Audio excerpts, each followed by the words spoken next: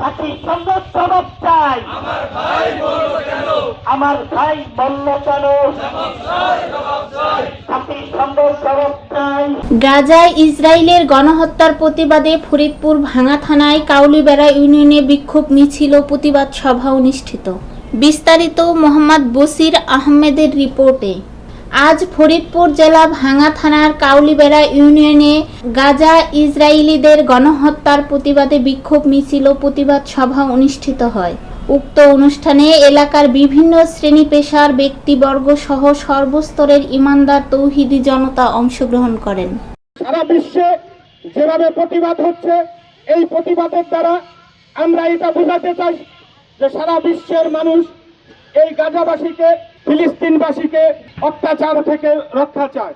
Israeli পণ্যকে বর্জন করার মাধ্যমে আমরা এর দৃষ্টান্তমূলক জবাব দেব। আমরা আমাদের বাংলাদেশ পেয়েছি সংগ্রামের মাধ্যমে, বাংলাদেশ পেয়েছি দ্বিতীয় স্বাধীনতা অর্জন করতে পেরেছি একমাত্র সংগ্রামের পথে। আমরা যদি আমাদের পুরো বিশ্বের মানবতাকে যদি উদ্ধার করতে চাই, মুসলিম উম্মাহকে যদি উদ্ধার করতে চাই, সর্বপ্রথম আমাদের সংগ্রাম করতেই হবে। প্রথমত আমাদের নিজের ঘর থেকে, নিজের বাজার থেকে, নিজের এলাকা থেকে সংগ্রাম করেই যেতে হবে। শুনে রাখো বাংলাদেশ, শুনে রাখো পাকিস্তান, পরবর্তী দ্বিতীয় ইসরায়েল, আমি ইন্ডিয়া।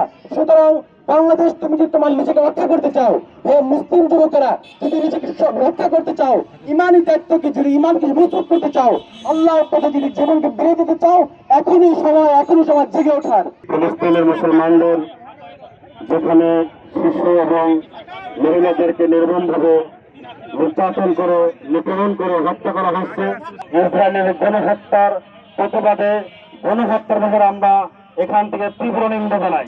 আপনারা টাকা খান না, ফিলিস্তিনি মুসলমানদের শিশুদের রক্তপান করে। বড় ভারাক্রান্ত হৃদয়ে জানানো যাইতেছে এবং স্মরণ করছি ওই সমস্ত ফিলিস্তিনের যারা দুনিয়া থেকে চলে গেছেন, শাহাদাত বরণ করেছেন তাদেরকে। তারা তো শহীদ হয়ে আল্লাহ তাআলার নিকটে দামি হয়ে গেলেন, কিন্তু আমাদের তো আসলে ওই রকম ভাগ্য নাই, জিহাদের ময়দান নাই। কিন্তু আমরা জিহাদি মনোভাব রাখি,